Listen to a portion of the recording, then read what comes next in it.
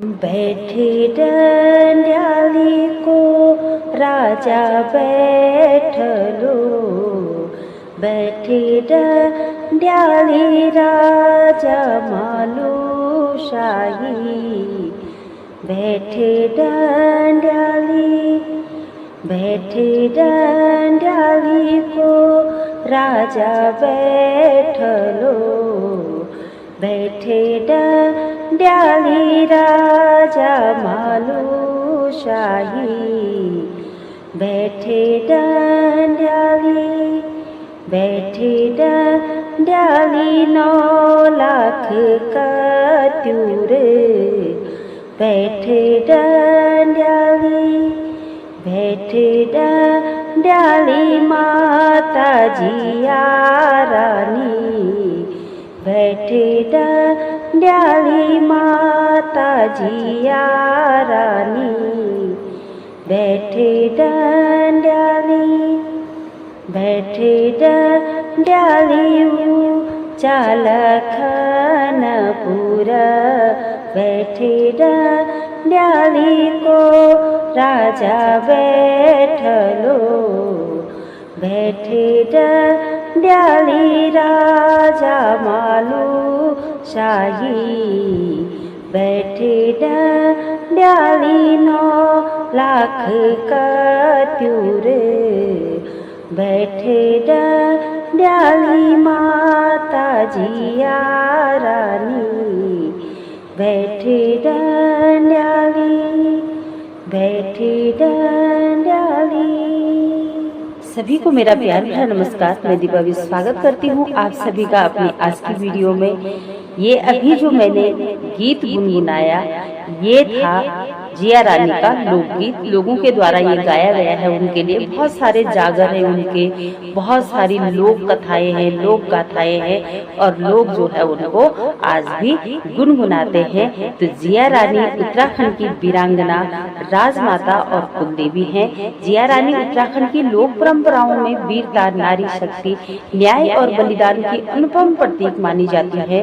यह केवल ऐतिहासिक पात्र नहीं है बल्कि कुमाऊं अंचल की राजमाता, कुलदेवी और जनदेवी के रूप में इनको पूजा जाता है। लोक मान्यता के अनुसार उनका जो वास्तविक नाम था वो था मौला देवी और वो कत्यूरी वंश से संबंधित थी। तो उनका विवाह जो है कत्यूरी राजा प्रीतम देव यानी कि पृथ्वीपाल से हुआ था।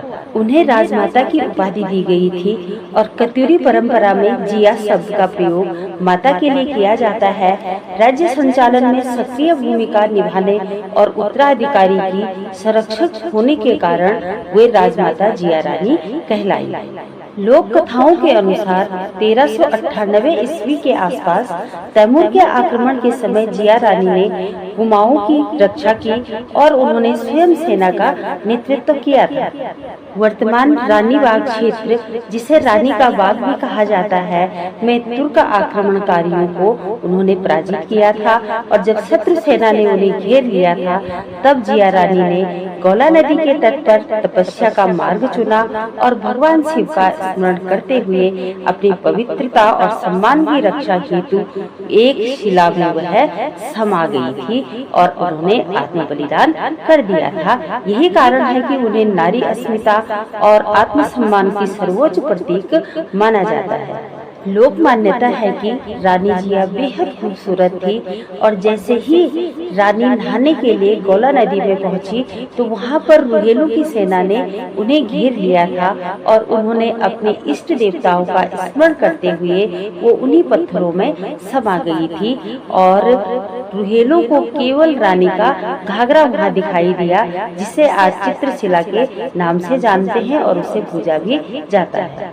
गौला नदी के समीप स्थित चित्रशिला और एक विशाल शिला को आज भी रानी जिया के नाम से जोड़ा जाता है और लोक मान्यता है कि रंगीन शिला उनके तप और तेज का प्रतीक है और जो विशाल शिला है वो रानी का घाघरा माना जाता है क्योंकि वो इसी स्थान पर धरती में समा गई थी। ये शिलाएं आज भी उनके गाथा की मौन साथी है। गढ़वाल के अनेक कत्यूरी वंशज और स्थानीय समुदाय जिया रानी को अपनी कुलदेवी मानते हैं। मकर संक्रांति 14 जनवरी को रानीबाग चित्रशिला में विशेष पूजा होती है। उनके जागर गाए जाते हैं और उनको पूजा जाता है। देवी अवतरित होती है, क्योंकि कुलदेवी है तो हमारे उत्तराखंड में जो है वो किसी न किसी पशुआ पे अवतरित होती है। तो जिया रानी भी वैसे ही अपने पशुआ पे अवतरित होती हैं।